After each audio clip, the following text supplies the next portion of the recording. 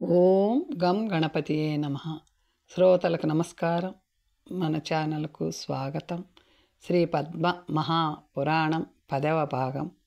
సులోభ సునీత చరిత్రలు.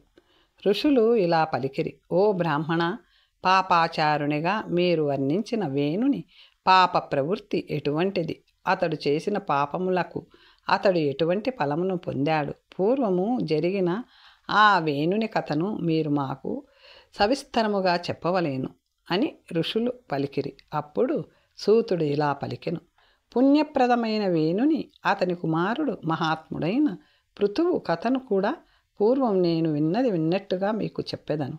వేణుడు అంతటి పాపాత్ముడైనను పృథు మహారాజును పుత్రిగా పొందిన పిదప విమలుడై పరిశుద్ధుడై ధర్మతత్వమును కూడా పొందెను. నరులలో అధముడైన వాడు అర్చించిన మహాపాపములన్నీ తీర్థములకు వెళ్ళుట వలన నశించును. పుణ్యవంతుల సత్సంగములో పుణ్యము మాత్రమే లభించును. పాపాత్ముల సంగములో పాపము మాత్రమే లభించును. పాపులతో మాటలాడుట వలన, చూచుట వలన, కూర్చునుట వలన, అతనితో కలిసి తినడం వలన, వారిలో స్నేహం సంగము చేయుట వలన పాపము వ్యాపించును. అలాగే పుణ్యాత్ముల సంఘంలో పుణ్యమే వ్యాపించును. మహాతీర్థముల దర్శనము వలన మాత్రమే అతడు పాపి అయినవాడు పాపముల నుంచి విముక్తుడై పరమసిద్ధిని పొందును, అన్య మార్గములలో కాదు. ఋషులు ఇలా పలికిరి: ఓ బ్రాహ్మణోత్తమ, పాపాత్ముల ఉత్తమగతిని ఎలా పొందెదరు? దానిని మాకు విస్తరించి చెప్పవలేను. దానిని వినుటవయందు మాకు శ్రద్ధ కలుగుతుంది అనిరి. అప్పుడు సూతుడు ఇలా పలికెను: మహాపాపులైన వేటగాండ్రు, కసాయి వాళ్ళు, బెస్తవాళ్ళు రేవా, గంగా, యమున నదీ తీరములో ఉంటారు. తెలుసో తెలియకో ఆ నదిలో స్నానం చేసి జలక్రీడలాడుచు మహానదుల సహవాసము వలన ఉత్తమగతిని పొందుచున్నారు. వారు బానిసత్వము వారి వారి వృత్తులను అనుసరించి పాపములు చేయుట వలన వారు బానిసలు. పాపముల రాసుల నుంచి విముక్తులై ఉత్తమగతిని పొందుతున్నారు. పుణ్యాత్ములు పుణ్యజలాల సహవాసము వలన పాపములన్నీ నశించును. దీనికి సంబంధించిన పుణ్యప్రదమైన ఒక ఇతిహాసము మీకు చెప్పెదను, వినుడు అనెను సూతుడు. ఒకానొక మహావనములో సులోభుడు అనే వేటగాడు ఉండేవాడు. మృగమాంసమును తినుటయందు అత్యంత ఆసక్తి గల అతడు వేట కుక్కలతోనూ వలలతోనూ ధనుర్బాణములతోనూ ప్రతిదినము వేటకు వెళ్ళుచుండెను. ఆ దుష్టాత్ముడు ఒకనాడు బాణములను చేత ధరించి కుక్కలతో పరివృతుడై వింధ్యా పర్వతములలోనున్న దుర్గమమైన వనముకు వెళ్ళెను. భయపడుచున్న లేళ్లను, పందులను, ఇతర జంతువులను వేటాడెను. ఒక బెస్తవాడు ఎన్నో చేపలను చంపి పట్టి రేవా నదీ తీరమునకు వచ్చెను. ఇంతలో లోబునియందు భయముతో ఒక జింక ప్రాణములను దక్కించుకోవలెనన్న ఆశతో పరిగెత్తి రేవా నది తీరమునకు చేరినది. బాణపు దెబ్బకు తీవ్రమైన దుఃఖము పొంది వేట కుక్కలు వెంటపడగా ఆ మృగము ఎంతో వేగముతో పరిగెత్తినది. అదే సమయంలో బెస్తవాడు కూడా ఆ లేడిపై బాణమును ఎక్కుపెట్టెను. అంతలో లోభుడు అక్కడికి వచ్చి, దానిని చంపవద్దు, అది నాది, నేను దానిని చంపెదను అని పలికెను. బెస్తవాడు మాంసము నందలి ఆశతో వ్యాధిని మాటలు లక్ష్యపెట్టగా బాణము విడిచెను. ఇట్లు ఇద్దరి బాణములు తగిలి ఆ ఆడజింక నేల కూలెను. వేట కుక్కలు వెంటాడగా వాటి నుంచి తప్పించుకోవలెనన్న ఉద్దేశంతో పరిగెత్తి బాణములచే కొట్టబడిన తర్వాత అది కొండ శిఖరముపై నుంచి పడి రేవా నదిలో పడిపోయెను. దానిని వెంబడించిన వేట కుక్కలు కూడా నీటిలో పడినవి. లోభుడు కోపంతో, నీవు ఎందుకు దానిని బాణం వేసి కొట్టావు? బెస్తవాడు కూడా, అది నాది, సందేహం లేదు, నీవు గర్వంతో ఎందుకలా మాట్లాడుతున్నావు అని పలికెను. కోపముతో లోభముతో ఇద్దరు కొట్టుకుంటూ రేవా నది జలాలలో పడిపోయిరి. అది అమావాస్య, పర్వకాలము. జపము, జ్ఞానము, సత్యము మొదలైన గుణములు లేని వారందరూ పర్వకాలములలో నీటిలో పడి మరణించిరి. పుణ్యకాలంలో పుణ్యనదీ స్నానము వలన జింక వేట కుక్కలు వేటగాండ్రు పాప విముక్తులై ఉత్తమ గతిని పొందిరి. తీర్థ ప్రభావం వలన పుణ్యాత్ముల సహవాసము వలన అగ్ని కట్టెలను కాల్చున్నట్లు సమస్త పాపరాశి దగ్ధమైపోవును. సూతుడు ఇలా పలికెను. మహాత్ముల సహవాసము వలనను సంభాషణము వలనను దర్శనము వలనను స్పర్శ వలనను వేణుని పాపము కూడా నశించినది. పాపాత్ముల పాపములు పుణ్యాత్ముల సహవాసము వలన నశించును. మహాపాపుల సహవాసము వలన పాపము అంటుకొనును. మాతామహుడైన మృత్యువు దోషము వలన వేణుడు పాపాత్ముడయ్యను. ఋషులు ఇలా పలికిరి. మహామహుని దోషం ఏమిటో మాకు వివరముగా చెప్పు. అతడు మృత్యువు, అతడే కాలుడు, అతడే యముడు, అతడే ధర్ముడు, అతడు ఎవరిని హింసించడు, అతడు ఆ పదవిలో నియమించబడిన వాడు. చరాచరాత్మకమైన ఈ సృష్టిలో జీవులు వారి వారి కర్మలను అనుసరించి జీవింతురు, మరణింతురు. వారి వారి కర్మ పరిపక్వమైనప్పుడు పాపాత్ములు భయంకరమైన రూపము గల మృత్యువును చూచెదరు. పరమ పుణ్యాత్ముడై యముడు వారు ఆచరించిన కర్మలకు అనుగుణముగా వివిధ నరకములలో వారిని శిక్షించును. ఇది అతని నిత్య కృత్యము. పుణ్యాత్ములకు పుణ్యఫలమునిచ్చును. పుణ్యాత్ముడు ధర్మాత్ముడు అయిన యమునిలో ఎటువంటి దోషము లేదు. మరి యమునిలో ఏ దోషము వలన పాపాత్ముడైన వేణుడు జన్మించాడు? సూతుడు పలికెను. దుష్టచేతనులైన పాపులను మృత్యువే శాసించును. కాలరూపుడై వారి కర్మలను పరిశీలించుచుండును. పాపకర్ముడైన వానిని శిక్షించును. యముడు వారు చేసిన పనులను తెలుసుకొని వారిని తీసుకువెళ్ళును. పుణ్యాత్మునకు అతను చేసిన పుణ్యకర్మల వలన స్వర్గము లభించును. ఈ విధముగా మృత్యువే తన దూతల ద్వారా వారందరినీ చేర్చును. పుణ్యములు ఆచరించిన వారికి గొప్ప సౌఖ్యములను మంగళకరమైన పాటలతోనూ దాన భోగములతోనూ కూర్చును, అనుగ్రహించును. అదే మృత్యువు పాపులను వివిధ రకములైన కష్టములతోనూ బాధలతోనూ చేర్చి కోపముతో భయంకరములైన గదలతో కొట్టి భయపెట్టును. మృత్యువు చేసే పని వలననే శిక్షించుట వలన ప్రాణుల నడవడిలో మార్పు వచ్చును. ఇది ప్రాణుల హితము కోసమే. మృత్యువునకు కూడా లోభము పుణ్యము మొదలగు వాటి వలన కర్మఫలము కలుగుచుండును. మహాత్ముడైన మృత్యువునకు సునీత అను పేరు గల కుమార్తె ఉన్నది. తండ్రి చేసే కర్మ విమర్శనములను జీవులు చేసే కర్మలను అనుసరించి వారికి ఇచ్చే ఫలములను చక్కగా పరిశీలించుచుండెను. ఈ విధముగా పరిశీలించుట ఆమెకు ఒక ఆటలాగా అయ్యి శుభాశుభ కర్మలను విచారించుచు తండ్రికి అప్పుడప్పుడు సలహాలు కూడా ఇచ్చుచుండెను. మహానుభావురాలైన సునీత ఇలా ఆటలాడుచు ఒకనాడు చెలులతో కలిసి వనమునకు వెళ్ళెను. ఆ వనములో గీత కోలాహలుడను గంధర్వుని పుత్రుడైన సుశంకుని చూచెను. అందమైన అంగములు గల సుశంకుడు గొప్ప తపము ఆచరించుచు ఉండెను. గాన విద్యలో గొప్ప సిద్ధిని పొందుటకు సరస్వతిని ధ్యానించుచుండెను. సునీత ప్రతిరోజు అతని వద్దకు వచ్చి అతని తపస్సుకు అంతరాయము కలిగించుచుండెను. సుశంకుడు ఆమెను క్షమిస్తూ అక్కడి నుంచి వెళ్ళమని చెప్పుచుండెను. అలా పంపిస్తూ ఉన్న ఆమె అక్కడి నుంచి వెళ్లకుండా అతని తపస్సుకు భంగము కలిగించుచుండెను. ఒకనాడు ఇలా తపస్సు చేసుకుంటున్న సుశంకుని కోపముతో కొట్టెను. సుశంకుడు కోపించి క్రోధావేశుడై ఆమెతో, దుష్టురాలా, పాపాత్మురాలా, నా తపస్సుకు ఎందుకు భంగం కలిగించుచున్నావు? యోగ్యులైన వారు తమను ఎవరినైనా కొట్టినట్టు తిరిగి కొట్టరు. అవతలివారు కోపగించుకొనినను తిరిగి కోపగించరు. ఇది ధర్మస్థితి. ఓ పాపి, తపస్సు చేసుకుంటున్న నన్ను నిర్దోషిని కారణం లేకుండా కొట్టావు అని పలికి శ్రీ అన్న భావంతో దయతలిచి కోపమును ఉపసంహరించుకొనెను. అంతటా సునీత పాపమోహము వలనను బాల్య చాపల్యము వలనను సుశంకునితో ఇలా పలికెను. నా తండ్రి 3 లోకములలో ఉన్న వారిని కొట్టుచుండును, దుష్టులను శిక్షించుచుండును, సజ్జనులను పరిపాలించును. అతనికి ఎలాంటి దోషము అంటదు. మహాపుణ్యముతోనే అతడు ప్రవర్తించును. ఇలా పలికి ఆమె తన తండ్రి వద్దకు వెళ్ళి ఇలా పలికెను. తండ్రి, నేను వనములో ఎల్లప్పుడూ తపస్సు చేసుకుంటున్నా ఒక గంధర్వుని కుమారుని కొట్టాను. అతడు కామక్రోధ వివర్జితుడై ఏకాంతములో తపస్సు చేసుకుని చుండెను. ఆ ధర్మాత్ముడు క్రోధముతో రాగముతో ఇలా పలికాడు. కొట్టుచున్న వారిని తిరిగి కొట్టకూడదు, ఏడ్చుచున్న వారిని మరింత ఏడ్పించకూడదు అని అన్నాడు. దీనికి కారణమేమిటో నాకు తెలుపవలేను. సునీత పలికిన మాటలకు మృత్యువు ఏమీ బదులు పలుకలేదు. అంతట సునీత తిరిగి అడవిలో సుశంకుడున్న చోటికి వెళ్ళి దుష్టబుద్ధితో తపోశ్రేష్ఠుడైన వానిని చేతితో కొట్టసాగెను.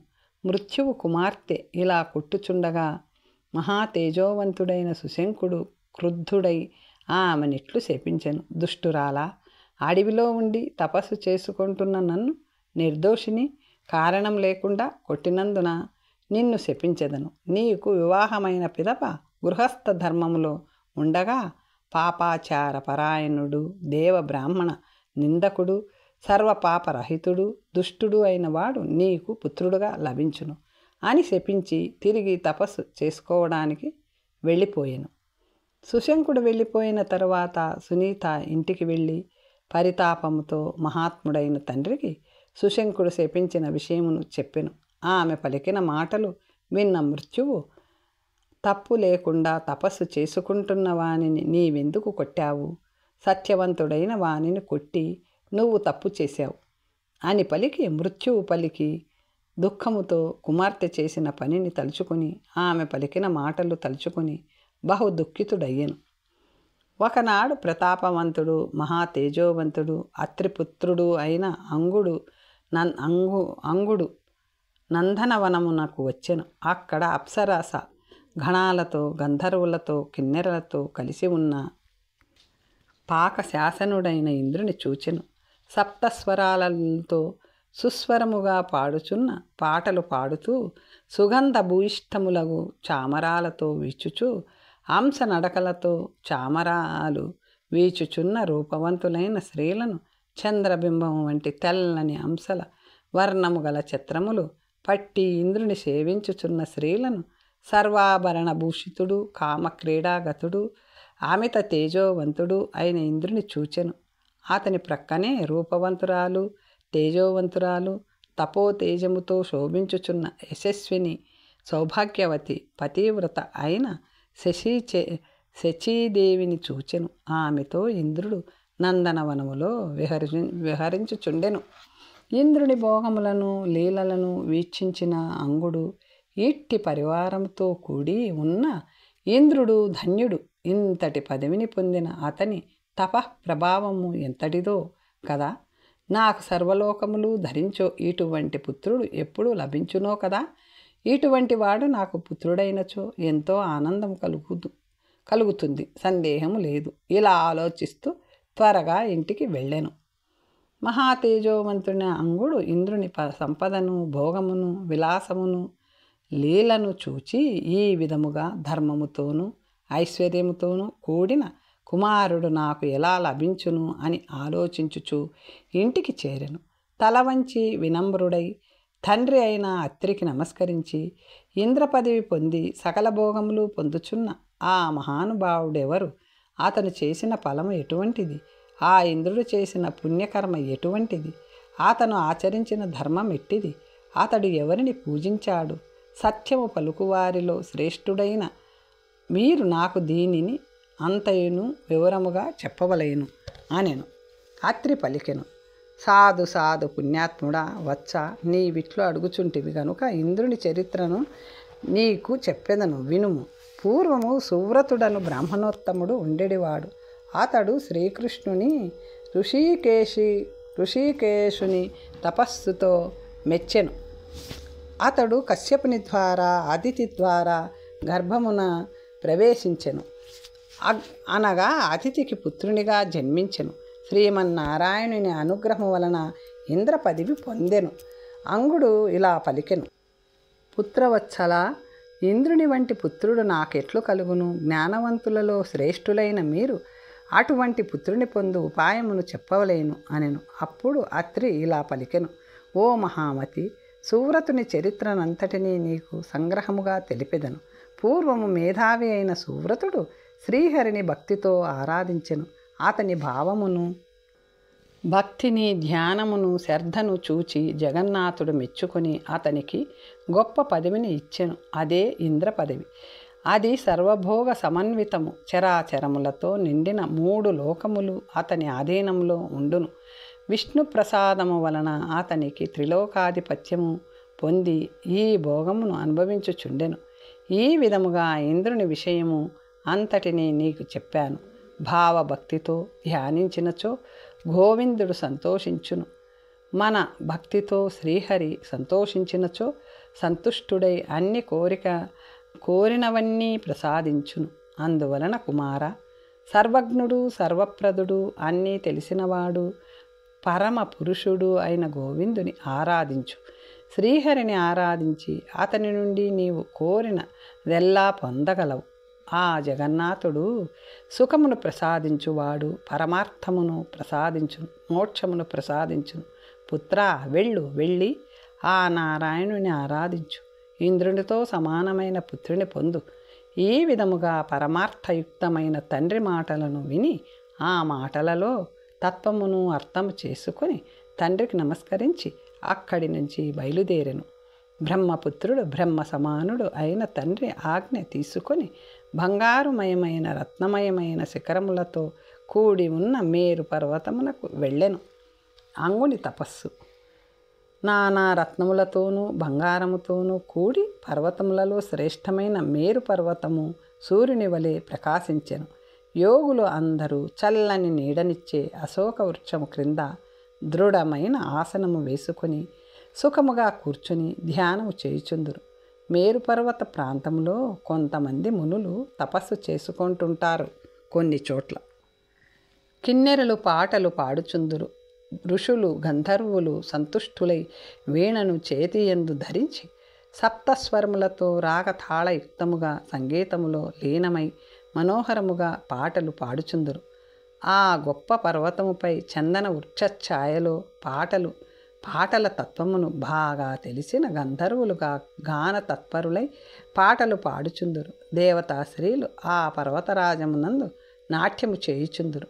పాపములు నాశనము చేయునదియు పుణ్యము కలిగించున్నది, శ్రేయస్సును కలిగించున్నది అయిన దివ్య మధుర వేదనాదము ఆ ఉత్తమ పర్వతముపై వినపడుచుండెను. ఆ పర్వతరాజముపై చందన, అశోక, పున్నాగశాల, తాళ, తమాల వటవృక్షములు మేఘముల వరకు ఎత్తుగా పెరిగి మేఘము వలె విరాజిల్లుచున్నవి.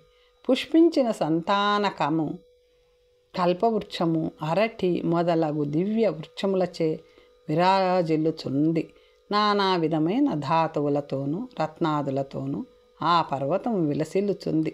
ఆ పర్వతరాజము వింతైన వస్తువులతోనూ మంగళకరమైన వస్తువులతోనూ నిండి ఉంది. వేద బృందములతోనూ అప్సరస గణములతోనూ కూడి ఉన్నది. ఋషులు, మునులు, సిద్ధులు, గంధర్వులు మొదలగు వారితో ఈ పర్వతము శోభించుచున్నది. పర్వతముల వంటి ఏనుగులతోనూ సింహముల గర్జనలతోనూ శరభములతోనూ 8 కాళ్ల జంతువు సింహముల కంటే బలమైనది మధించిన పులలతోనూ మృగములతోనూ శోభించుచుండును. పవిత్ర జలముతో వ్యాపీకూప తటాకములతోనూ అంశకరాండవ గుంపులతోనూ అంతటా శోభించుచుండును. ఎర్ర కలువలతోనూ తెల్లని కలువలతోనూ బంగారు వర్ణ కలువలతోనూ విరాజులుచుండును. నిర్మలోదకములు కలిగిన పవిత్ర నదీ ప్రవాహములతోనూ శాల, తాళ వృక్షములతోనూ ఏనుగులతోనూ స్ఫటికములతోనూ జలపాతములతోనూ బంగారు సూర్య అగ్నుల వంటి కాంతి కలిగిన విశాలమైన శిలలతోనూ అంటే రాళ్ళు ఆ పర్వతరాజము రాజిల్లుతుంది. దేవతల విమానములతోనూ ప్రాసాదములతోనూ సువర్ణ ధ్వజ పతాకములతోనూ చంద్రుని వంటి అంశలతోనూ అలంకృతమై ఉన్నది. కలశములతోనూ చామరములతోనూ నానా గుణములతోనూ దేవ బృందములతోనూ శోభించుచుండెను. అనేక దేవతా బృందాలు గంధర్వులతో చారుణలతో నిండియున్న పర్వతరాజము పరమ పావనమైన మేరు పర్వతము. అది నలుదిశల శోభలను పరుచుచుండెను. ఆ పర్వతము నుండి పవిత్ర జలాలతో నిండిన గంగానది ప్రవహించుచు ఉండెను. అది అనేక పుణ్యతీర్థములతో శోభించుచుండెను. అంశలు పద్మములతో నిండి ఉండెను. ఆ నదీ ఋషుల చేతను మునుల చేతను సేవింపబడుచున్నది. అంతటి గొప్ప శుభములు పుణ్యములు వింతలు ఉన్న పర్వతమునకు ఆత్రికుమారుడైన అంగుడు వెళ్ళెను. గంగా తీరములో ఏకాంతముగా ఉన్న పుణ్యవంతమైన అందమైన గుహలో వెళ్ళెను. ఆ మేధావి అక్కడ కూర్చుని కామ క్రోధములను త్యాజించి ఇంద్రియములను నిగ్రహించి ఋషికేశుని మనస్సులో ధ్యానించుచు ఉండెను. ధ్యాన మనస్కుడై ధర్మాత్ముడై అంగుడు క్లేశనాసక్తుడైన సమస్త జగత్తునకు ప్రభువైన శ్రీకృష్ణుని సదా ధ్యానించుచుండెను. కూర్చున్నను, పడుకున్నను, నడుచుచున్నను, ధ్యానించుచున్నను ఆ మధుసూదనుని ధ్యానించుచుండెను. ఈ విధముగా ఆ యుక్తాత్ముడు అగు యోగయుక్తుడై జితేంద్రుడై చరాచరములైన జీవరాశులయందు కేశవుని దర్శించుచుండెను. తడి అర్థ పదార్థములయందు శుష్క పదార్థములయందు ఇతర పదార్థములన్నిటిలో ఆ కేశవునే దర్శించుచుండెను. ఈ విధముగా తపస్సు చేయుచుండగా 100 సంవత్సరముల కాలము గడిచినవి.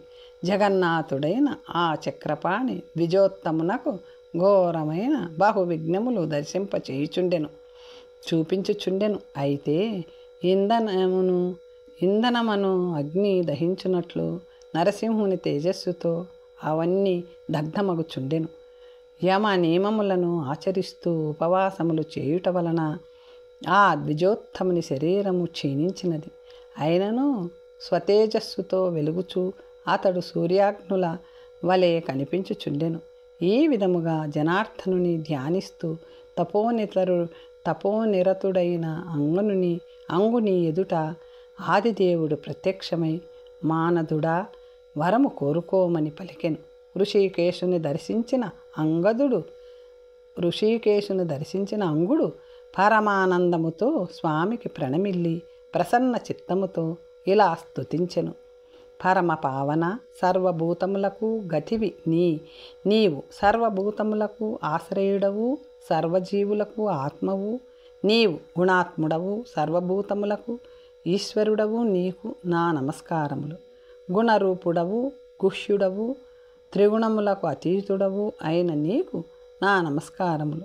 దివ్య గుణములు గల వానికి, గుణములకు కర్త అయిన వానికి, గుణాఢ్యునకు, గుణాత్మునకు నా నమస్కారములు. యజ్ఞునకు, యజ్ఞరూపునకు, యజ్ఞేశునకు, యజ్ఞకర్తకు, యజ్ఞకర్మల రూపమైన వానికి, శంఖధరునకు నా నమస్కారము. హిరణ్యునకు, చక్రధారికి, సత్యునకు, సత్యభావనునకు, సర్వసత్యమయునకు నా నమస్కారం. ధర్మునకు, ధర్మకర్తకు, సర్వకర్తకు నా నమస్కారం. ధర్మమే అంగములుగా కలవానికి, గొప్ప వీరునకు, ధర్మదారునకు నా నమస్కారం. పుణ్యునకు, పుత్రునకు, పుత్రుడు కానివానికి, మహాత్మునకు, మాయామోహములను నాశనము చేయువానికి, సర్వమాయను కలిగించువానికి నా నమస్కారములు. మాయాధరునకు, మూర్తిమంతునకు, రూపము గలవానికి, ఆ మూర్తునకు త్రిగుణాత్మకమైన రూపము లేనివానికి, సర్వరూపములు ధరించువానికి, శుభరూపునకు నా నమస్కారములు. బ్రహ్మకు, పరబ్రహ్మ రూపునకు, పరబ్రహ్మ స్వరూపునకు, సర్వతేజోవంతునకు, తేజోధారునకు నా నమస్కారం. శ్రీమంతునకు, శ్రీనివాసునకు, శ్రీధరునకు, క్షీరసాగర వాసునకు, అమృతునకు నా నమస్కారములు. మహా ఔషధునకు, ఘోరునకు, బహుబుద్ధిమంతుడైన వానికి, క్రూరుడు కాని వానికి, పవిత్రునకు, పవిత్రమునకు, ప్రతి అయిన వానికి నా నమస్కారం. అనంతునకు, అంతము లేని వానికి, అశేషునకు, పూర్ణుడైన వానికి, దోషరహితునకు, ఆకాశమును ప్రకాశింపచేయువానికి, పక్షిరూపమునకు నా నమస్కారములు. హవిస్సునకు, హవిస్సును భుజించువానికి, హవిస్సు రూపునకు, బుధునకు, బుధ రూపునకు నా నమస్కారం. దేవతలకు అర్పించే హవ్య రూపమునకు, పితృదేవతలకు అర్పించే కవ్య రూపమునకు, స్వధాకారునకు, స్వహాకారునకు, శుద్ధునకు అవ్యక్తునకు మహాత్మునకు నా నమస్కారం. వ్యాసునకు వాసవునకు అంటే ఇంద్రునకు, వసురూపునకు వాసుదేవునకు, విశ్వునకు సమస్తము అయిన వానికి అని. వహ్ని అంటే అగ్ని రూపునకు అనేక నమస్కారములు. హరునకు కేవలునకు వామనునకు నరసింహదేవునకు సత్యపాలకునకు నా నమస్కారములు. గోవిందునకు గోపాలునకు ఏకాక్షర రూపునకు ఓంకార స్వరూపునకు స్వరాక్షర రూపునకు హంసరూపునకు నా నమస్కారం. త్రితత్వునకు అంటే సృష్టి స్థితి లయములను 3 తత్వములు రూపము గలవానికి నమస్కారం.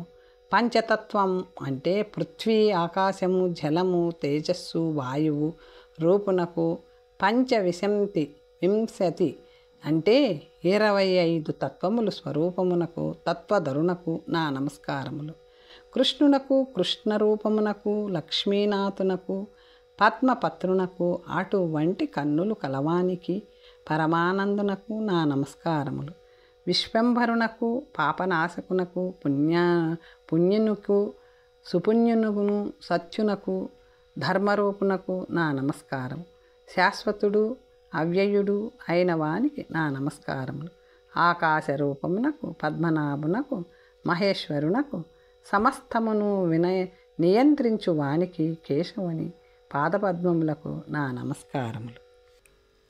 ఆనందకందునకు ఆనందమునకు మూలమైన వానికి కమలాప్రేణకు వాసుదేవునకు సర్వేశునకు ఈశునకు నియంత్రించు వానికి మధుసూదనునకు నా నమస్కారములు. స్వామి నాకు నీ దాస్యమును ప్రసాదించు కేశవా, నేను నీ పాదములకు నమస్కరించెదను. జన్మ జన్మలకు నా యందు దయచూపించు. శాంతినిచ్చువాడా శంఖపాణి నీకు నా నమస్కారం. సంసారమును దారుణమైన అగ్నిచేత తృప్తుడవైన నన్ను పుత్రులు బంధువు మొదలైన వారి మరణమును శోకముచే పీడితుడనైన నాపై జ్ఞానమును నీటిని చల్లు. ఓ పద్మనాభ, దీనుడనైన నన్ను రక్షించు. ఈట్లు అంగనునిచే చేయబడిన స్తోత్రమును విని నీలమేఘశ్యాముడు ఋషికేశుడు తేజోవంతుడు శంఖ చక్ర గదాపాణి పద్మహస్తుడు గరుడారూఢుడై తన దివ్య రూపమును చూపించెను. సర్వాభరణ భూషితుడు హార కంకణములు కుండలములు ధరించినవాడు పరము దివ్యము నిర్మలము అయిన వనమాలను ధరించినవాడు ఎదయందు శ్రీవత్స చిహ్నము కలవాడు కౌస్తుభమణితో వెలుగుచున్నవాడు అయిన నారాయణుడు తన దివ్యమైన మనోహరమైన దివ్య రూపముతో అంగునకు దర్శనమిచ్చి మేఘము వంటి దివ్య గంభీర ధ్వనితో ద్విజోత్తమునితో జనార్దనుడు ఇట్లు పలికెను. ఓ విప్ర మహాభాగా, నా పుణ్యవచనములను విను. నీ తపస్సునకు మెచ్చాను. నీకు కావలసిన ఉత్తమ వరమును కోరుకునుము అనెను. అప్పుడు అంగుడు అత్యంత ఆనందముతో ఋషికేశుని కమలాపతిని దర్శించి దివ్య రూపముతో విరాజిల్లుచున్న విశ్వరూపిణి పాదాంబుజ ద్వయములకు పదే పదే నమస్కరించెను. హర్షముతో శంఖ చక్ర గదాధర దేవేశ, నేను నీకు దాసుడను. నా యందు దయ కలిగినచో వంశవర్ధకుడైన కుమారుని ప్రసాదించు.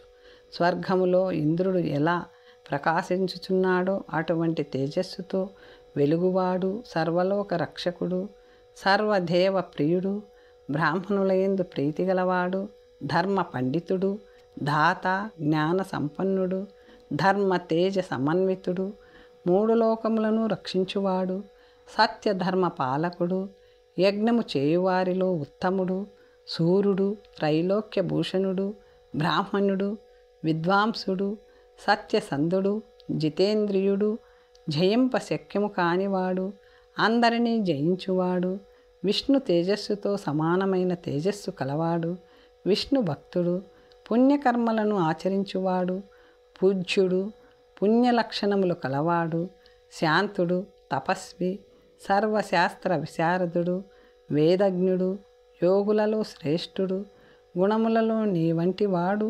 ఇటువంటి కుమారుని నాకు ప్రసాదించు అనినా వాసుదేవుడు ఇలా పలికెను. ఓ మహామతి, నీవు కోరిన గుణములన్నీ ఉన్నవాడు నీకు పుత్రుడుగా జన్మించును. అతడు అత్రివంశముతో పాటు సమస్త విశ్వాన్ని ధరించును.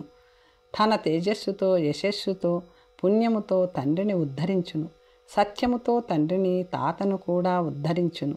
నీవు నా స్థానమైన పరమపదమును పొందెదవు. దేవదేవేశుడు అంగునితో అలా పలికి తిరిగి పుణ్యవీరుడు అయిన వాని కుమార్తెను, పరమ పవిత్రురాలైన కన్యను వివాహము చేసుకుని ఆమె యందు పుణ్యప్రదుడు వీరుడు అయిన పుత్రుని పొందెదవు. అతడు ధర్మాత్ముడగును.